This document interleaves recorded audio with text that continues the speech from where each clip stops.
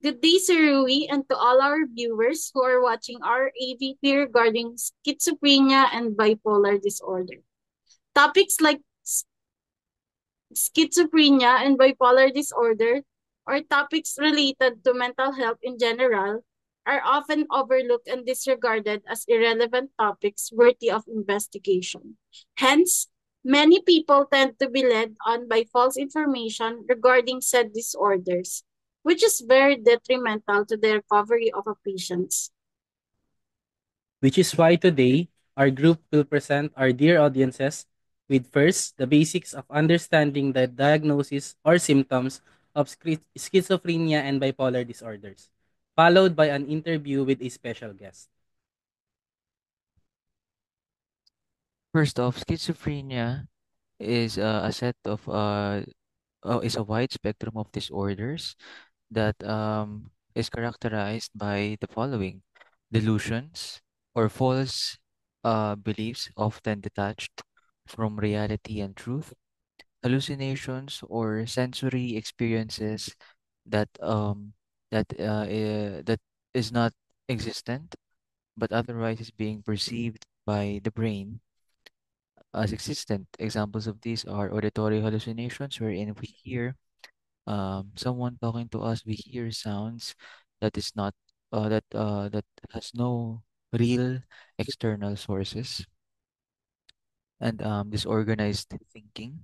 Disorganized thinking is characterized by speech. Disorganized speech, wherein one person cannot maintain a steady conversation about a topic and constantly changes the flow of the conversations without any coherency. And grossly disorganized or abnormal behavior motor, including catatonia and negative symptoms. For bipolar, we have two types of bipolar. The first is bipolar 1, which is considered to be the the the worst case of bipolar, because it is characterized by mania or manic episodes. For diagnosis of bipolar 1 disorder, it is necessary to meet certain criteria, such as: first, for the manic episode is a distinct period of abnormally and persistently elevated, expansive, or irritable mood and abnormally persistently increased activity or energy lasting at least 1 week and present most of the day, nearly every day, or any duration of hospitalization is necessary, which is why it is considered the worst, which is considered which is why bipolar 2 is considered to be a more mild case of bipolar, because unlike bipolar 1, bipolar 2 is usually easy to not easy but manageable with uh with daily monitoring and um medication that and this rarely needs hospitalization,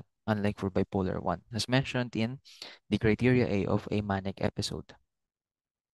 What separates a manic episode from the your typical symptoms of other disorders like ADHD is that usually in bipolar there is a period of a manic episode, which is considered a increased and abnormal uh, levels of high energy, followed by, after that, a depressive transition from a previously hyper and energetic mood.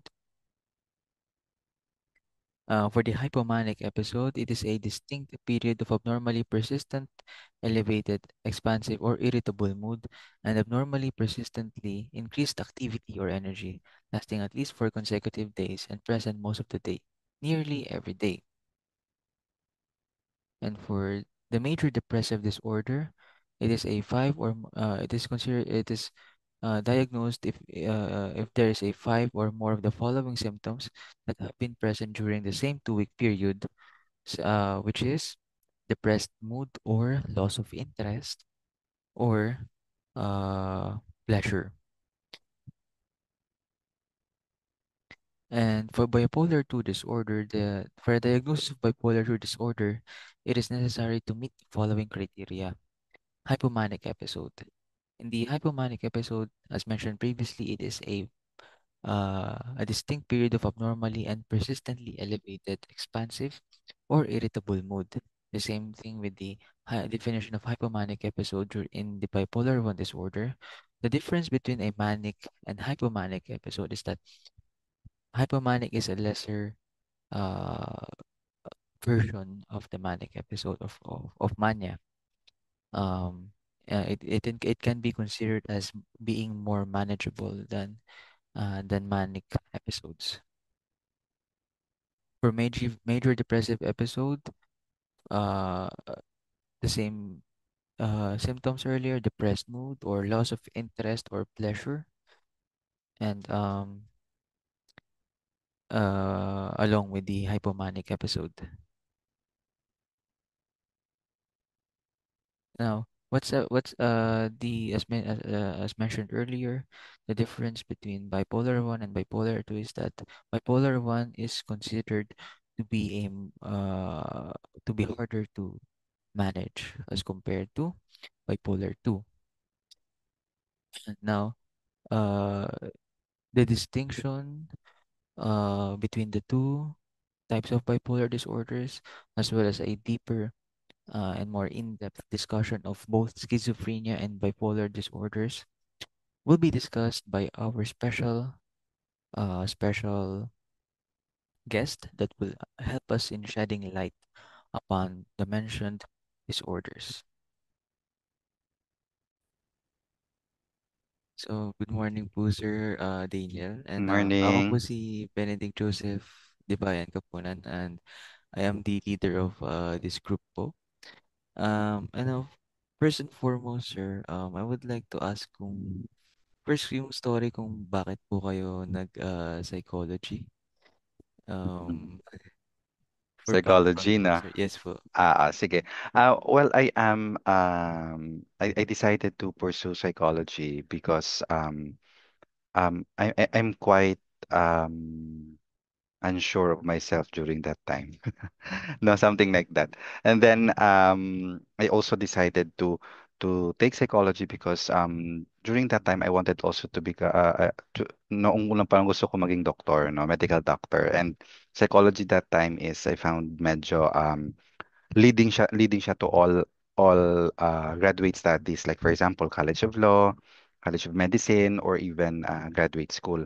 So parang yung ano ko is parang safety blanket ko siya, yung psychology na course. At saka na-enjoy din ako kasi in mental illnesses, no, during our time. Pero around 2010 hindi pa medyo rampant yung mga mental illnesses, but more or less I'm very interested of the study of the human mind. Mm. I can agree po dun, sir, sa a Mm. blanket of safety and din po yung reason. Um, Oo. sir, so with regards to ano naman po, sir, with your recent, maybe not recently, but overall, with your experience sa abnormal behaviors and disorders field. Ano po, sir, yung would you say yung pinaka-struggle na hinaharap ng mga psychologists dito sa Pilipinas po, particularly in addressing disorders po and That's abnormality? correct. That's correct, no. Since we all know yung mga mental health law natin is quite also new. Hindi naman new, pero around 2018, 2017.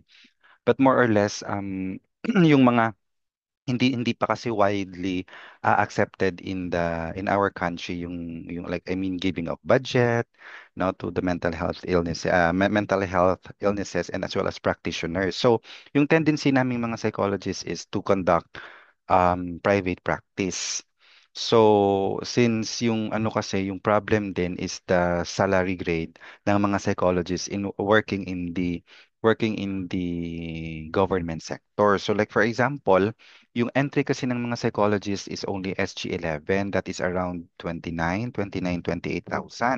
Pero if you're going to do the private practice, medyo promising siya compared working in the government for full time. So that's why ako personally, I am not into working in the hospital in the government, but I am a government employee as a professor o teacher ako in the college. So that is my full-time job talaga. And as well as I'm also designated as university psychologist. So medyo okay siya, okay yung salary grade compared to the psychologist kasi yung maximum step lang ng plantilya ng psychologist is SG18. No, that's the highest already. That's the most ano na. So SG18 now is around 49,000. No? So yun lang yung ano mo. So right now yung mga mental health practitioners, most especially yung mga doctors. Yung mga doctors naman, medical doctor kasi sila yung item nila. So medyo mataas-taas. So minsan, they also do the private practice. No, because nga there is really a scarcity of mental health professional all over the Philippines. So around yung psychiatrist natin is 600 lang all over the Philippines at kami mga psychologists around 200 2,000 plus. Oo, so more or less 'yun, hindi natin maa-address yung stigma ba na parang yung mental health is para lang sa mga those who can really afford. Because like for example, if you wanted to talk to a psychologist, kung private practice siya, you have to pay, no? Pero kung since I'm also a university psychologist, no, yung mga client ko within wala namang pay kasi that's also my service in the government. Oo. So, pero outside, like today, like yesterday, at saka today, I have private practice. No, madami din kasi mga problema and most of the students would not also avail their guidance services in the school. Doon si nag they wanted to have the consultation outside. I don't know. Baka they are not, you know, yung confidentiality ng mga estudyante ba. No, so ayun, there is yung scarcity. Marami na din kasi nagkaka-problem na ng mental health, mental health like depression, bipolar, bipolar schizophrenia. So minsan hindi na siya na-address because like for example when you are diagnosed with bipolar disorders, you have to take medications and then you have to do the psychotherapy pa din from time to time. Kasi minsan yung may mga alleviations ng mood is very extremes. So that's why psychotherapy is still recommended. Sir, Mm-mm. generally speaking po, unang-una is funding talaga and manpower yung Yung challenges problem. na.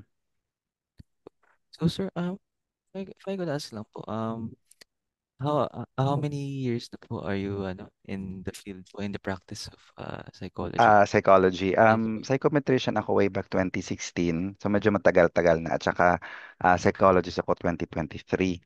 So last year. But more or less when I'm still a psychometrician, I'm also conducting already mga initial interview. I'm also conducting the test. Pero sa school base siya. May mga ano din, may mga clinical din like exposing to basic personality inventory, MMPI, oo. So yun. Pero right now, mas marami din pala talaga yung practice mo if you're already handling cases. Kasi kung psychometrician ka pa lang, you are not allowed to handle cases. Mm-mm. Sir, how often does cases of schizophrenia and bipolar appear in your clinic, sir? This month, ngayon, I mean November ha. November I have I think 2 cases of schizophrenia. Pero ano pa naman sila, yung mga mild, but they are already taking medications. Schizophrenia sila pero may mga medications na. Pero yung features kasi ng mga schizophrenia is may mga hallucination, delusion. Meron ding bipolar with psychotic features na nagmi-mix. Mm. So yung bipolar ko ngayon, I have 3 clients ng bipolar. Ang dami kasi ngayong bipolar. Oo, pero okay naman, mas mas may sense kausapin yung may mga bipolar. Because they're very intelligent actually. Yung energy nila, increased energy, is yung mga goals are very intact. At saka yung energy nila na parang na-enjoy din ako minsan kaka-converse sa kanila about life, about ganito. So, okay, okay naman. Pero minsan, yung problem ko kasi sa mga bipolar, because they are very intelligent at times, they cannot accept the fact. So right now, I have a client na hindi yung medications talaga yung primary ko na concerns because he will not take the medications. Mm-mm. And in your experience, sir, may pagkakataon na po ba na hindi na kailangan mag-resort sa medications ng first for schizophrenic and people with bipolar, or talagang most of the time Mm-mm. kailangan with medicines po sila? Mm. You know what? Ang ano kasi, ang bipolar at saka schizophrenia, they are quite serious na kasi ng mga serious mental health illnesses na sila. So dapat yung management ko as a psychologist, first one, I'll be conducting assessment. No, kasi usually yung mga patients they would come into me na for the initial lang muna, and then after that during the initial assessment and initial consultation, I'm giving them what do you call this? Referral, including with the results of the psychological test. So once find out na may mga there is already certain kind of tumaas sila sa mania, no, tumaas sila sa depressive. So nire-recommend ko sila may mga provisional diagnosis ako diyan na nilalagay. So kino-confirm din yan ng psychiatrist. So after that, I would also recommend for medications and then go back to me again. Oo, so meaning to say, lahat lahat ko ng mga patients na nag-undergo sa akin, I would recommend them for psychiatric medications talaga. Kasi psychotherapy itself, medyo mahirap siya. I mean, mabagal. Mabagal ang progress kasi if only psychotherapy. Pero hindi rin pwede na medications only. No? Because you as a psychologist there will serve also as a catalyst for their progress. Mm-mm. Sir, ano po yung kumbaga common denominator ng people with in terms of their sige, doon po muna tayo sa background and Mhm. siguro sa lifestyle habit. Ano po yung commonality ng first ng people with schizophrenics, tapos people naman with bipolar in Mm. each. You mean the signs and symptoms? Oh sir, parang yung sa in terms of their profiles, ano yung ano po Mga yung common sa kanila. opo, yes po. Okay, so first one, at times, those individuals with bipolar disorders, meron din silang psychotic features. No, so we need to say psychotic features is the primary signs and symptoms of schizophrenia. No, you experience delusions, you experience hallucinations. So minsan kasi yung may mga taong may bipolar is they have a lot of delusions. Oo. Like like for example, just wanted to share my client last time, no. Yung plans niya is he wanted to create a company, no, kasi madami daw siyang savings, ganyan ganyan. So minsan nagiging delusional na siya and up to na parang for him normal lang yung mga decisions niya na ginagawa. So sabi ko sa kanya, ano yung mga pruweba mo that you can build a company in just a week? No, something like that. There is already a certain kind of delusions. Pero yung pinagkaiba lang, kasi minsan, yung sa schizophrenia, they don't have a lot of energy. Oo, yung pag-deliver kasi ng mga individuals with bipolar is parang hindi talaga nauubos yung mga grandiosity nila. Like they believe that they are the most intelligent individuals.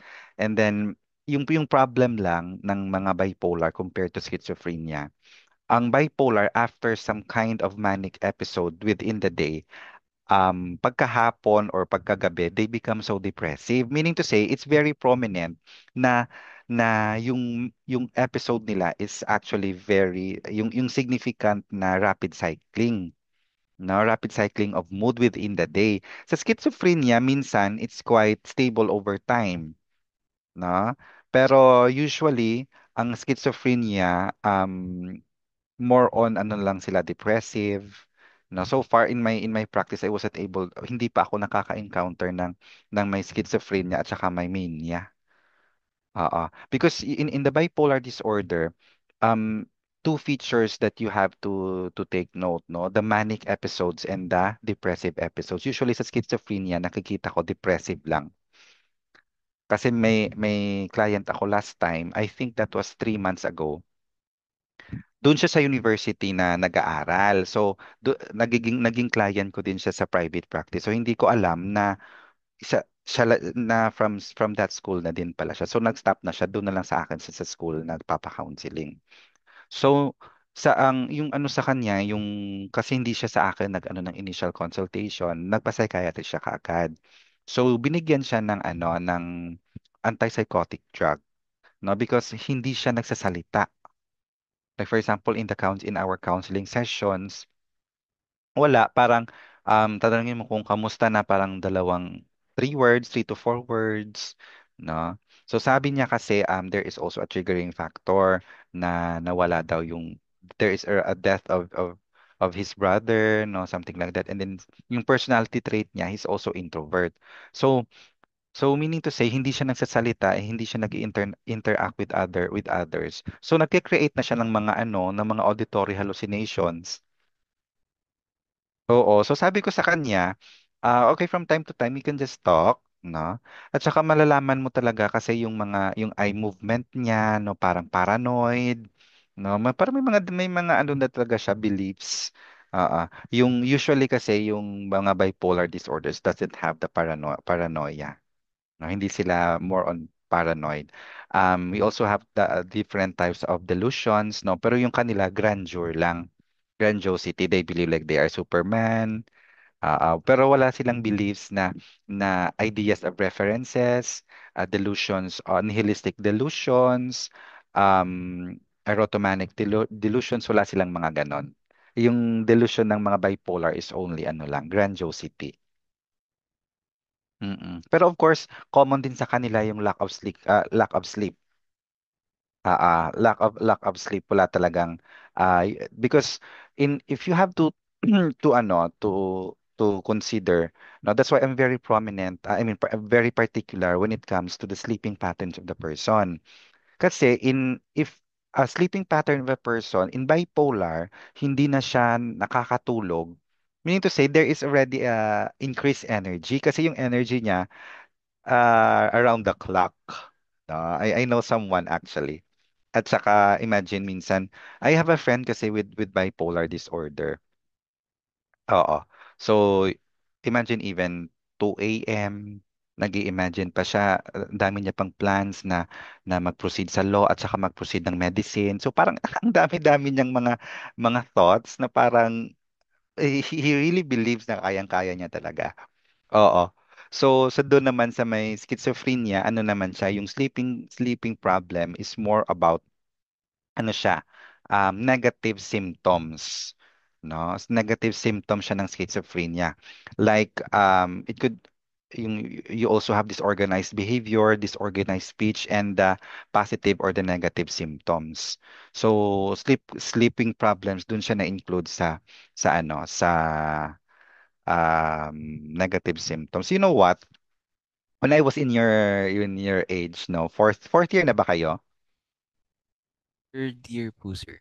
Third year pa lang kayo because Opo, because of we were able. the K to 12 po. So, Okay. Opo. Pero I mean, nung time kasi namin, when I was in college, yung abnormal psychology namin kasi fourth year. So fourth year. So the way I studied the DSM-5, medyo technical. Oo, like dapat ganito, ganyan, ganyan. No, as I observe now in my practice, medyo hindi pala talaga like ganon. I mean, may mga ganon naman talaga na signs and symptoms, pero yung presentation ng ibang client kasi iba. Like for example, those individuals with bipolar disorder, during their depressive mode or episodes, minsan yung depression nila is not that feeling sad. At times, they become so irritable, they become so aggressive, no? So, ganun pala yung mga signs and symptoms niya. That because yung problem kasi that's the problem, no? The complexity of human mind. Minsan kasi nagma-manifest siya in other disorders or nagjo-join. That's what you call co-occur, comorbidity. That's why at times you have to be particular with the signs and symptoms. Your question po, siguro medyo off topic to. Yung sa bipolar, you mentioned that oftentimes ang meron silang, ang delusions nila is delusions of grandeur. Question Mm-mm. po, sir, how does it impact their, let's say, their excellence and their competence in whatever they do? Does it sort of increase or Ay, improves? oo. Very ano talaga, they are very competitive. Kasi those individuals because nga they believe that they are possess a high power of ability, no? Yung ibang tao na may mga like for example, if they feel na someone is better than them, they would really compete. So yung ano nila, yeah, okay naman actually yung may mga bipolar. It's just like yung energy nila at saka yung mga delusions sila nasosobra kasi. Oo, so sumosobra na talaga. Like, I mean, hindi na siya talaga within the range. So, I told my friend nga, no, na it's already 2 a.m., no? I mean, the I mean, yung normal response ng isang tao at 2 a.m., we're already asleep. So, bakit, so bakit ganun pa yung mga iniisip mo, no? So, it's part of his manic episodes. Mm. So, he really believes na ganyan, na he's super intelligent. So minsan kasi yung problem kasi sa mga bipolar, although they have very increased energy, when you are I mean when you are too frank about them, no, they cry. Like I have this kind of patient na may bipolar siya with psychotic features. She really believed that the priest is in love with her. Oo, madami na akong mga cases ng mga ganyan-ganyan. So, in the process in the process of questioning, siguro na feel niya na I wanted really to establish yung baka hindi, no? Baka hindi na in love sa si father, ganyan, ganyan. Ayun, when we are doing the counseling, she's crying also, no, at times. Kasi siguro parang it's very hard for her to accept the reality. Mm-mm. Your question po, yung coincident mo dun mula sa schizophrenia, Mhm. ano po yung family background na yun, nakita ninyo yung Oo. predisposes the patients, mostly predisposes the patients to most likely developing Schizophrenia. schizophrenia po.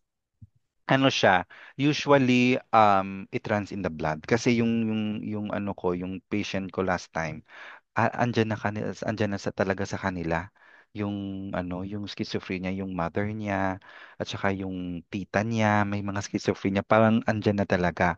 Pero minsan, yung schizophrenia is also we are also triggered by stress. Do you know the diathesis stress model? No, na Yes, sir. when we are predisposed to a certain kind of stressor, we are prone to mental illnesses. So during yung sinabi ko sa inyo na client ko kanina, yung ano niya, yung predisposing factor is life event, no? Ano siya yung namatay yung brother niya, no? Namatay yung brother niya. So that's yung very close brother niya. So hindi niya rin na-process kasi nga yung another triggering factor is the personality trait. Like for example, when you are experiencing a life event, dapat you have to express it. Now, like for example, I also have mga clients ko during the debriefing, no, in mga calamities. So sinasabihan ko talaga or mga grief na they really have to express their feelings. Huwag nilang itago kasi baka yung hindi siya magiging healthy yung ano nila, yung way of coping. So ano pa ba? Life event, genetics, stressor, no? Stressor. So yun lang naman siguro. At saka I really believe that at times poverty.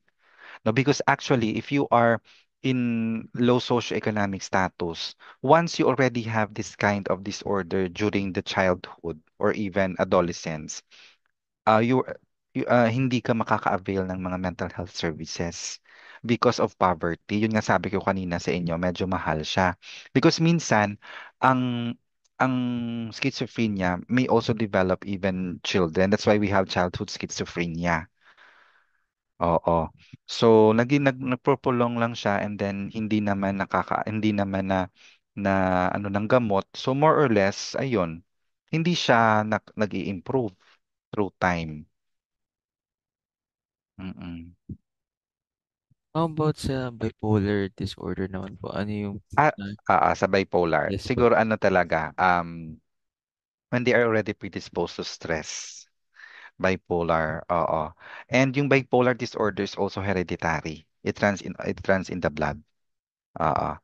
At saka more or less yun lang. Siguro poverty din. Kasi yun nga once you already have this kind of manic episodes, dapat wait, how their episodes then okay. Like for example during their manic episodes, dapat i-ano na siya, i-medicate. Kasi yung if you have bipolar disorder, you have to take the medications, no mood stabilizer which is lithium, in order for you also to maintain, no, to maintain your mood, no. Actually okay naman talaga pag okay naman pag may friend ko kakilala may bipolar, pero yung problem mo dyan kasi that's cause distressing to other people is their changing of moods. Minsan hindi mo maintindihan na okay, ganun ganun yung decision niya kanina, pero ngayon nag-iba na naman. No? So, gaano katagal their episodes po? Okay. So, in the rapid cycling, minsan, like for example, medyo ano naman, medyo prolonged naman. Like within the day, yung manic episodes nila is around like for example, 8 a.m. to 3 p.m. No? Or yung may mga iba din within the day, 8 a.m. to 5 p.m. And then doon na sila nagiging depressive during the 6 p.m. onwards. And within the 6 p.m. to 6 a.m. That's why some of them cannot sleep because of their depressive episodes din. Oh, that's why you really have to ano talaga to take medications in order for you also to maintain the normal mood. Like for example, hindi na yan normal na may mga grandiosity ka pa at 2 a.m. or nade-depress ikaw. O iba naman din kasi yung changing of or shifting of identities in just one split second. Iba naman yun. That's dissociative identity disorder. So far, wala pa akong na-encounter na may DID. Oo, ayun. So sir, going back, nasabi niyo po na generally speaking, poverty and stress and ayun, genetics are the Mhm. primary predisposing factors for both schizophrenia and bipolar. Ano naman po yung traits ng isang tao that makes them more, hindi naman siguro resistant, but more capable of handling these disorders? Ano po yung traits ng, Personality trait, you yes po, mean? yes po. Ah, ah. Kaninong personality trait ibe-base natin kay Katel? Um, yes Kasi po. yung 16PF, we are just also ano no or even to the ano na lang siguro big five, no, siguro kasi yung big five medyo maliit lang siguro in order for you also to prevent or even to siguro prevent and even handle schizophrenia is you must have low in neuroticism. Do you know individuals with neurotics now they are very prone to anxiety, no, to they are also perfectionist, no, parang I mean parang hindi nila talaga na reach yung mga ano, it's they are very what do you call this one, they are disturbed, no. Something like that. They tend to overthink. Ano pa ba, they must also be high in ano, in extroversion, Na because yung mga ano kasi, yung mga hallucinations, most especially auditory hallucinations, they are just creating that in themselves na hindi nila na because of poor socialization. No? So dapat they really have to interact with other people because being sociable is one of the indicators na you are good in mental health. Oo. So ano pa ba? You must also be open to new experience, high in openness to experience. In order for you also to be para maano mo din yung ano mo, yung mga standards. I mean, you're still open to reality. Kasi if you are not open to experience, you might think na you are in the fairy tale. I mean, yung reality testing mo is not that very good. Okay? Ano pa ba? Conscientiousness, low in conscientiousness. Not that very, very, very low, pero at least tolerable degree of conscientiousness. No? Ano pa ba? Yeah. So for those individuals with bipolar, dapat ano, um, yung mga bipolar kasi high naman talaga in openness to experience eh. Kasi because of their energy nga, they tend to, a lot of things that they wanted to explore. They siguro ano lang, medyo moderate level ng ano, openness to experience. And then, yung mga bipolar is actually high in consensus kasi nga they are very competitive. Matatalino talaga kasi yung mga bipolar. Usually, most of my clients sa may dalawa akong clients na may bipolar din. Pero most of my bipolar clients are gays, no? Grabe talaga yung ano nila. Kasi siguro yung gays are actually prone to manic episodes. Something like that. And then extroversion, bipolars are actually high in high extroversion though. So medyo ano lang, medyo moderate level of extroversion. And then, they're also agreeable. Friendly naman yung mga bipolar. Actually, they have a lot of friends. Pero minsan, yung mga friends kasi ng yung mga bipolar, they would tend na mag-stop communicate sa kanila because of their competitiveness nga. Oo.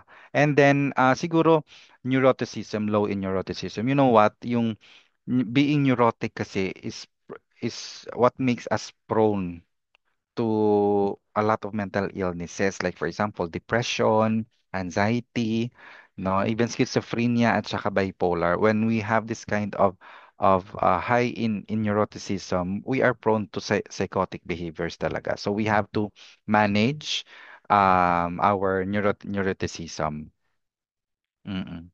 That's the personality trait talaga na I can really say na nagiging prone tayo sa lahat-lahat ng bagay. Mm-mm. So in ano naman po sir, with ano po yung in your experience, clinical experience, alin po yung aling type of bipolar yung pinaka hirap yung patients na i-handle and kayo po personally i-handle yung bipolar 1 po or yung may bipolar 2? Yung primary difference kasi ng bipolar 1 and bipolar 2 is that bipolar 1 needs hospitalization. Oo. Yung bipolar 2, more on yung ano nila, yung episodes, mas madami yung depressive compared to manic episodes. So I think, ang pinakamahirap talaga i-manage dyan is yung bipolar 1. Kasi yung energy nila, yung increased energy nila, is hindi mo na talaga makokontrol. And at times, sa dami-dami ng iniisip nila, they fall into danger. Like for example, they will withdraw everything and then will start their own business. So something like that. At times, they are actually prone to ano because they are very impulsive when it comes to their decision making. Kasi nga yung energy nila hindi nakokontrol. Oo. So kakilala kong bipolar is just during their manic episode nung nalaman niya nakapasa sa UP na College of Law. So nag-enroll talaga siya. Siya yung first na enrollee during his batch. So after 2 weeks, nag-stop din siya. Because of the episodes nga ng manic episodes na feeling niya na feed din yung mga delusions niya. So ayun. there is already distress and dysfunction on the side of the patient. So ayun, minsan yung mga bipolar 2 kasi minsan may mga increased energy naman na episode pero manageable. Yung sa more on depressive side sila. Like for example, maybe we can say na yung manic and depressive episodes nila is consecutive lang, no, alternative for 4 days. Yung manic episodes kasi talaga ng bipolar 1 is every day. Kaya medyo mahirap. That's why those individuals with bipolar 1, nire-recommend ko talaga. Even the bipolar 2 will take their medications para mas stabilize lang yung mood. And ano sir, may government assistance po bang available for the medications po? Dito, oo, meron. Kasi like for example, here in our region, no, the Western Visayas, um, we have this kind of hospital na may psychiatric department talaga sila. And they really give medications na free sa mga clients. Pero yung problem lang is they don't conduct psychotherapy. So after that, after giving medications, okay, you go on your own. Kasi yung psychologist nila is more on testing. Yung psychologist nila doon, hindi nila pinapakandak ng therapy. More on testing lang. So, yung options ng mga iba, like for example, yung may mga depression, um, they would go to a private psychologist and do the psychotherapy. Yung sa sabi niyo po, pinagsasabay, ang pinakamaganda, ang pinaka magiging factor for a good prognosis is you both undertaking psychotherapy and medications. Ano Medications. po yung specifically sa psychotherapy? Ano po yung procedure na ginagawa nyo for schizophrenics and people with and then with bipolar disorder? Ano po yung Mm-mm. specific na program na ginagawa niyo po Mm-mm. for them? So usually for when I treat bipolar at saka bipolar during their manic and depressive episodes, CBT is very important. Now, CBT can really help. Like for example, during their manic episodes, you have to keep on asking them, no, their thoughts. Why is it they believe na they have this kind of abilities na kayang-kaya nila magtayo ng negosyo, something like that. It's more about questioning them, no, their abilities. And para ma-normalize din ang mood, no? Because like for example, if you're a psychologist and then you are keep on feeding their grandiosity, nati-trigger din. So those individuals naman with schizophrenia, minsan kasi nanonotice ko yung problems with schizophrenia is within the family. No, they would not talk. So usually, may mga problems din yung mga schizophrenia with their social interaction. So usually yung ginagawa ko dyan is interpersonal therapy din. No, I really recommend them to foster a good relationship with the family and then to other people as well. So that yung even the delusions, I mean even the hallucinations, auditory hallucinations, mawawala din sa isip nila because they are already engaging in conversations. Mm. Isa na-observe nyo, sir, sa with people around you, sir, and with your patients, mga siguro mga nakwento nila. Ano po yung mga pinaka-common na misconceptions about the two disorders, and how do Mhm. they play a role in maybe or probably aggravating the situation of those patients po, sir?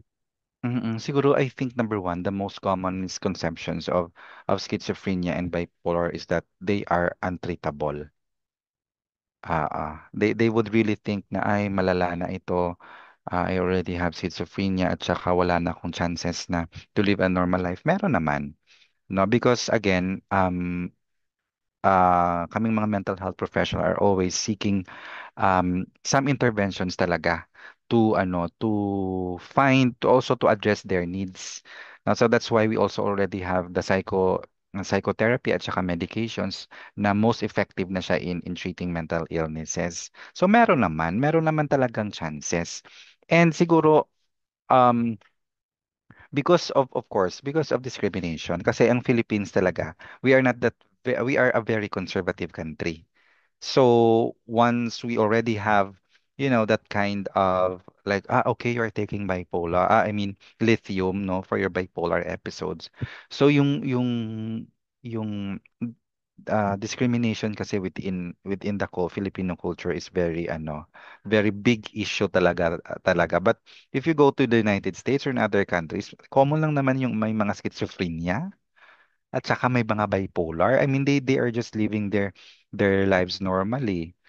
No, siguro that's the another factor talaga that triggers mental health na hindi sila mag-come out or they would not seek mental health professional because of discrimination and the stigma. So dapat within our you as psychology students would also spread this kind of awareness na there is always hope in mental health illnesses because yung world kasi ngayon is nag-change na rin, nagbago na rin. You can more or less hindi ka makakahanap ng those individuals with depressed during the 2010, 2005, during our time kasi wala pang cellphone noon. Wala pang social media during that time. Pero ngayon, laganap na lahat. No. What are the prevalence po ng may mga schizophrenia and BPD? Mas mataas po ba sa mga clients nyo ay lalaki kaysa bipolar usually lalaki? Oo, madami. Siguro kasi, this kind of traits no in our society, yung lalaki kasi they believe na they possess a lot of abilities no compared to women. Sa schizophrenia naman, parang ano lang siya, equal for men and women. No? Pero sa mga bipolar, most talaga nakilala ko mga lalaki. Even in my combined na practice, in my general practice. Here in Iloilo lang yan ha. Kasi baka, I don't know sa Manila or in your places there, baka madami din cases. Mas madami yung mga cases ng bipolar na mga babae. Like for the same way with like for example sa mga histrionic, most na mga histrionic na notice natin is babae. Pero in the United States daw it's lalaki. Those individuals narcissism. Mm-mm. Sir, yung dun po so far sa data na nag-gather nyo with your patients, how often do they resort to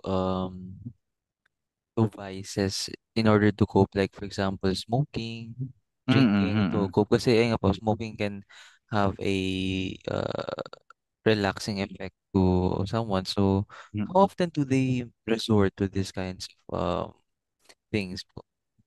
Usually, minsan kasi like for example in their drinking, maybe usually yung notice ko sa kanila, they engage in gambling. Most especially mga bipolar. Kasi gambling is also addictive eh. Na because during that time, during the gambling, parang because of their competitiveness, yung mga bipolar, they would also engage sa may mga, like for example, may mga friends sila na nag-engage din sa online addiction. So, ganun din sila. Hindi din sila magpapatalo. No? So that's why they also engage in gambling. Pero usually sa schizophrenia, they would not kasi yung problem sa schizophrenia, hindi na nila ma-identify minsan. I mean yung reality testing nila. That's why they don't not engage anymore in those vices or those addiction. Pero mga bipolar, they are very highly susceptible to this kind of addictive disorders. Even eating.